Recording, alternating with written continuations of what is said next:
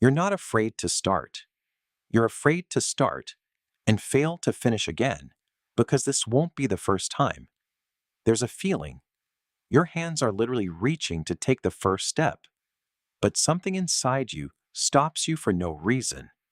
This isn't laziness. It's a counter you set up yourself, one that keeps track of your unfinished attempts.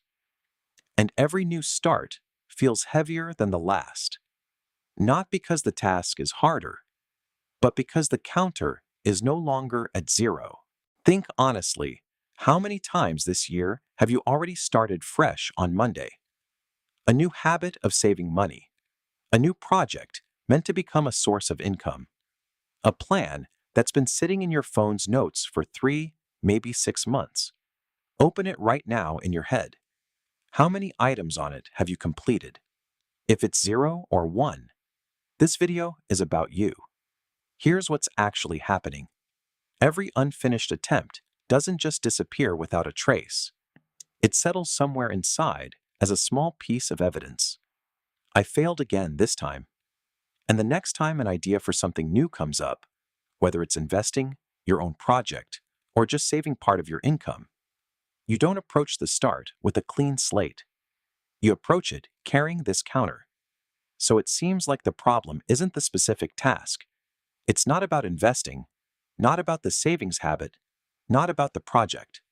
The real issue is that the starting point gets heavier each time because you're dragging along the history of every previous didn't work out. And this creates a cruel paradox. The more attempts you've already abandoned, the scarier it becomes to start the next one, because the cost of one more failure has gone up, not in money, in how you feel about yourself. The Stoics, Marcus Aurelius, Epictetus, examined a similar mechanism 2,000 years ago, just described it differently. Their idea, the only thing truly within your control, is the action in this specific moment, not the outcome, not whether this time will turn out better than last time. Just the moment of action, nothing more. The counter of unfinished attempts exists only because you judge a new start through the lens of old results. But the old result is no longer within your control. It already happened. The next action, though, yes, that one is yours, and it has nothing to do with what came before, except for the connection you invent in your own head. Investor Naval Ravikant makes a similar point in a modern context. Real, applicable knowledge doesn't come from accumulating information or past experiences of failure. It comes through direct contact with the situation here and now. Every attempt isn't a continuation of the previous count. It's a separate, isolated action. In other words, the counter we've been talking about isn't a fact. It's an interpretation, and one you can drop. Ask yourself right now, not after the video, but in this exact moment. How many points have you racked up on this counter yourself? And what would change if you decided that every new attempt doesn't start where the last one left off, but starts from zero? Don't answer in the abstract. Think of one specific attempt you're holding on to right now as proof that it won't work. It's not about motivation. It runs out faster than you can even get started. A different principle works instead. One small, real action today, with no guarantee, no perfect plan, means more than yet another recount of old failures. The counter doesn't reset on its own. You reset it. The moment you stop dragging past attempts into the judgment of the next one. The question is how to make this not a one-time realization after the video, but a system. Because you already know from experience that awareness alone isn't enough. Right now, 5 short questions. The answer options will appear on screen. Answer honestly. Remember the letter.